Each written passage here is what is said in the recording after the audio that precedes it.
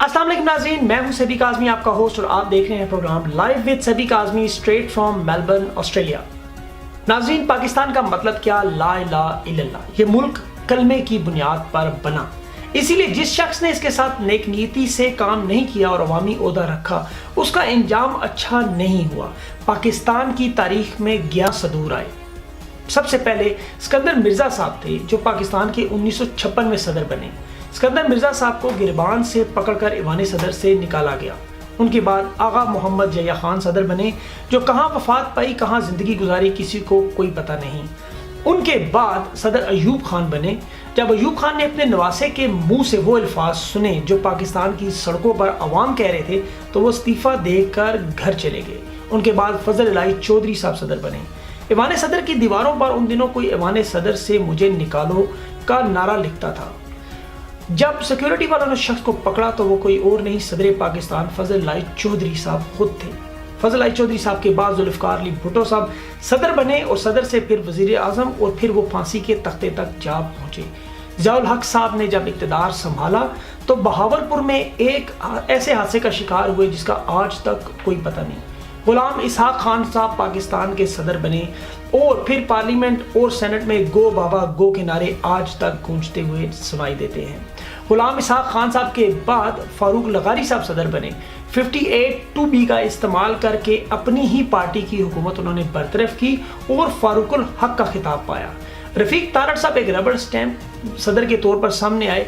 उनका कोई ऐसा कारनामा नहीं तारीख में जिसको हम अच्छे अल्फाज से या अपने प्रोग्राम में दोहरा सके। रफीक तारड़ साहब के बाद परवेज़ मुशर्रफ साहब सदर बने। एक ताकतवर, एक मजबूत और एक अच्छा काम उन्होंने किया, लेकिन आज वो पाकिस्तान नहीं आ सकते। उनके बाद आसिफ अली जरदारी साहब ने 5 साल तक सदर पाकिस्तान का ओहदा संभाला, बेतहाशा दौलत इकट्ठी की, जिसका आने वाले दिनों में उनसे शायद हिसाब लिया जाएगा। उनके ऊपर भी ज़मीन तंग होने जा रही है। ममनून हुसैन साहब के बारे में दही भले, फ्रूट चाट और बारबेक्यू बनाने तक की बातें आई कि वो ये बनाकर अपनी पार्टी को खुश करते हैं। 23 मार्च को धूप लगवाने के अलावा उनके ज़िम्मे भी कोई ख़ास काम नज़र नहीं आया। इनमें से 6 सदर पाकिस्तान की सियासी पार्टियों में से थे और बाकी मुख्तलिफ। पाकिस्तान की इस सदारत में आज एक नए उम्मीदवार का इजाफा होने जा रहा है, जिनका नाम है डॉक्टर आरिफ अलवी। आज वो एक आम इंसान है, अपने मसरूफ तरीन दिन में, जो कि सदारती इलेक्शन है, आज उन्होंने मुख्तसर सा हमारे लिए टाइम निकाला, हमसे बात की, क्योंकि कल वो सदर पाकिस्तान बनने जा रहे हैं। आए बात करते हैं डॉक्टर आरिफ अलवी साहब से। मिलते हैं एक छोटी सी ब्रेक के बाद।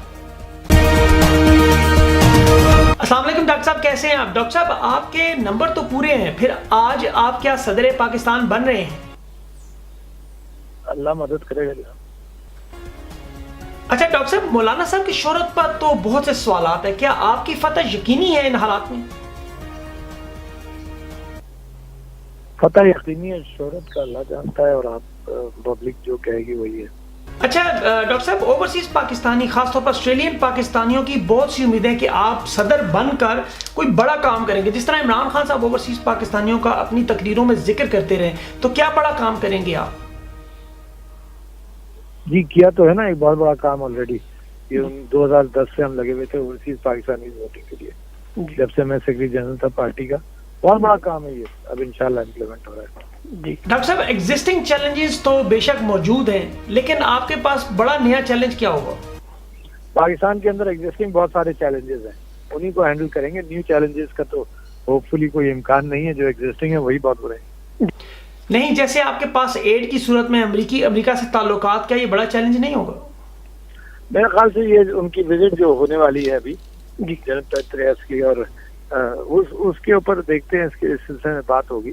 पाकिस्तान को इंडिपेंडेंट रहना चाहिए, इंडिपेंडेंट होना चाहिए। ये कोएलिशन सपोर्ट फंड है, ये हमारे बिल्स ड्यू हैं, ये एड नहीं है। डॉक्टर साहब, अपोजिशन का और साबिक वज़ीर ख़ारजा का कहना है कि इमरान खान साहब को अमेरिकन उस मिनिस्टर से और जनरल पेट्रियस से नहीं मिलना चाहिए, क्या कहते हैं आप? ये तो इमरान खान साहब जजमेंट करेंगे इसका।